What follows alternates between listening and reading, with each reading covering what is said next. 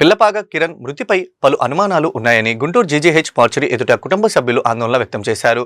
తుళ్లూరు మండలం మందగం గ్రామానికి చెందిన కిరణ్ ఇంటి దగ్గర ఉండగా ఈ నెల 8వ తేదీన అదే గ్రామానికి చెందిన నరేష్ అనే వ్యక్తి వచ్చి రాత్రి 11 గంటల సమయంలో బండి మీద తీసుకువెళ్లారని కుటుంబ సభ్యులు తెలిపారు. 9వ తేదీన ఉదయం 6 గంటలకు అంబులెన్స్ డ్రైవర్తో తమకు ఫోన్ చేసి జీజీహెచ్ లో కిరణ్ ప్రాణాపాయ స్థితిలో ఉన్నారని తెలియజేయడంతో వచ్చామని చెప్పారు. ప్రాణాపాయ స్థితిలో ఉన్న కిరణ్ ను అతని స్నేహితులు సలాం, భరత్, నరేష్, శ్రీనులు జీజీహెచ్ లో చేర్చామని ఫోన్ స్విచ్ ఆఫ్ చేసి పారిపోవడంతో పలు అనుమానాలకు దారితీస్తుందని ఆందోళన వ్యక్తం చేశారు. ఈ విషయాన్ని అమరావతి పోలీస్ స్టేషన్ లో ఫిర్యాదు చేయగా పోలీసులు పట్టించుకోవడం లేదని, విచారణ కూడా చేయట్లేదని ఆవేదన వ్యక్తం చేస్తున్నారు. ఇంటి దగ్గర ఉన్న కిరణ్ ను తీసుకువెళ్లిన వారు స్నేహితులే చంపి ఉంటారని కుటుంబ సభ్యులు అనుమానం వ్యక్తం చేశారు. వెంటనే వారిని అరెస్టు చేసి చట్టపరంగా శిక్షించి కుటుంబ సభ్యులకు న్యాయం చేయాలని వేడుకుంటున్నారు. అసలు ఆ రోజు ఏం జరిగిందంటే, నాకు తెలిసిన సమాచారం ప్రకారము ఎవడో అబ్రహాం అబ్బాయికి ఎవరో ఫోన్ చేసి గొడవ ఉందన్నమాట. అయితే వాళ్ళ ఫ్రెండ్ ఫోన్ చేశారు, మీరు రాకపోతే నేను సూసైడ్ చేసుకుంటాను చెప్పి ఎవరికి ఫోన్ చేశాడు.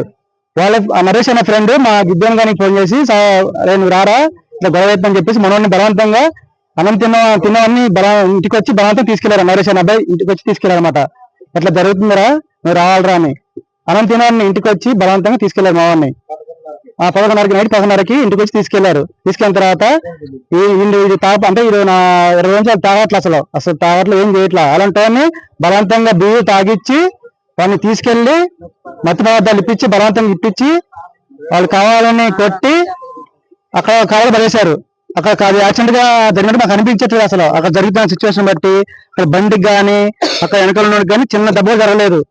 దెబ్బ అంటే మావానికి జరిగింది.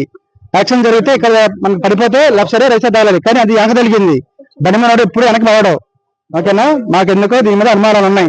కావాలని తీసుకెళ్లి కొట్టి వాడిని ఇది యాక్సిడెంట్ గా చిత్రీకరించారు వాళ్ళు. ఆ నలుగురు, నేను నరేష్ అనే అబ్బాయి తీసుకెళ్లి వారితో 4 రోజులు సంవత్సరం చేసేవాడు. అలాంటి వాడిని తీసుకెళ్లి కావాలని తీసుకెళ్లి కొట్టి ఇది యాక్సిడెంట్ గా చిత్రీకరించారు. గొడవలు ఏం ఉన్నాయి, అంతమంది సంవత్సరం ఉన్నారు. మేమే ప్రార్థన పెట్టుకుని మరి వద్దు అలాంటి సంవత్సరాలు వద్దురని మేమే మన మనసు మార్చుకొని వాడు ఏసీ టెక్నీషియన్ గా ట్రైనింగ్ వెళ్తారు 4 రోజుల నుంచి. అది వాళ్ళకి నచ్చలేదు, అది వాళ్ళ ఫ్రెండ్ నచ్చలేదు.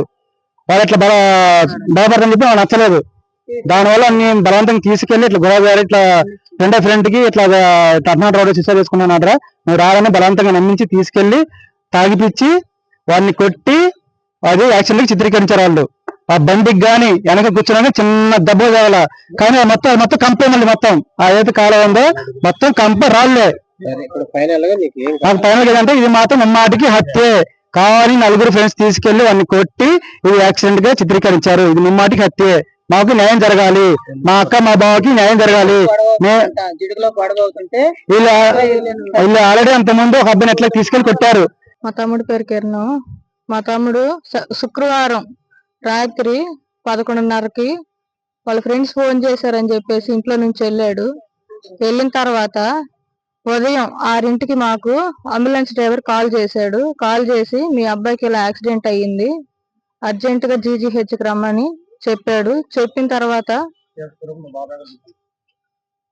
వాళ్ళ ఫ్రెండ్స్ అంబులెన్స్ డ్రైవర్ చెప్పాడని చెప్పి వాళ్ళ ఫ్రెండ్ కాల్ చేసి, అక్క మీరు కూడా రండి, కిరణ్ కి సీరియస్ గా ఉంది అని చెప్పాడు. ఏమైంది ఎలా ఉంది అని నేను అడిగితే, మేమందరం కలిసి వెళ్ళాము, మేము బైక్ మీద వెళ్ళాము, మా అందరికి ఏం కాలేదు, వాడికి దెబ్బలు తగిలినాయి, మీరు అర్జెంట్ గా రండి అని చెప్పేసి అన్నాడు.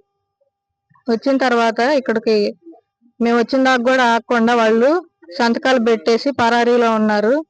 మా తమ్ముడికైతే సీరియస్ గా ఉంది. ఇప్పుడు 2 రోజులు పోరాడి వాడు చనిపోయాడు.